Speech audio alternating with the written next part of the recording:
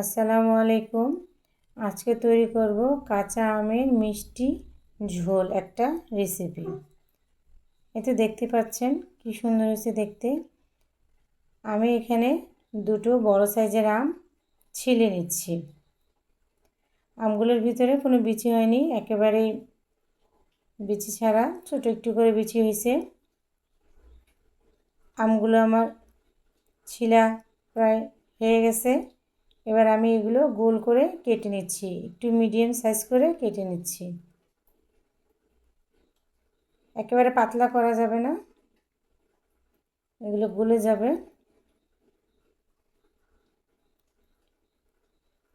আর এর মাঝখান থেকে বিচিগুলো বের করে ফেলে দিতে হবে। এই তো আমি বিচিগুলো ফেলে আমি দেখাচ্ছি কীরকম হয়েছে। গোল গোল এরকম শেপ করে আমি আমগুলো কেটে নিছি। এবার আমি গ্যাসে কড়াই বসাই দিছি, তার মধ্যে আমগুলো দিয়ে দিলাম। আমগুলো আমি সামান্য একটু ভাপ দিয়ে নিব, অল্প, বেশি একেবারে বলক উঠাবো না, তাহলে আর বেশি গলে যাবে। এই তো একটু নেড়ে দিচ্ছি। পানিটা একটু গরম হয়ে গেলে আমি এগুলো ঝরা দিয়ে দিব।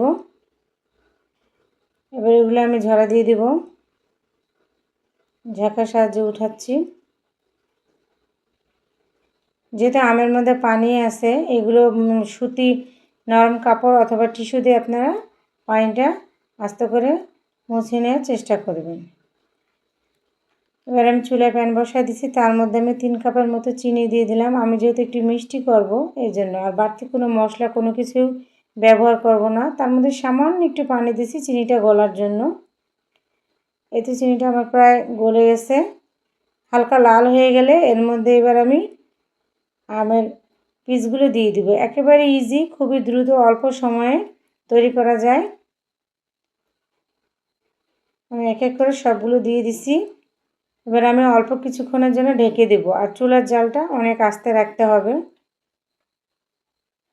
আম থেকে কিন্তু অনেক পানি বের হয়েছে, আর বেশি নাড়া যাবে না, একটু সাবধানে নাড়তে হবে।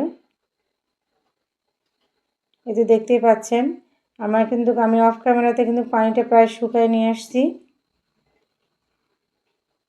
আর বেশি সময় হয়তো বা লাগবে না, আমি বাড়তি কোনো মশলা কিছুই ইউজ করব না।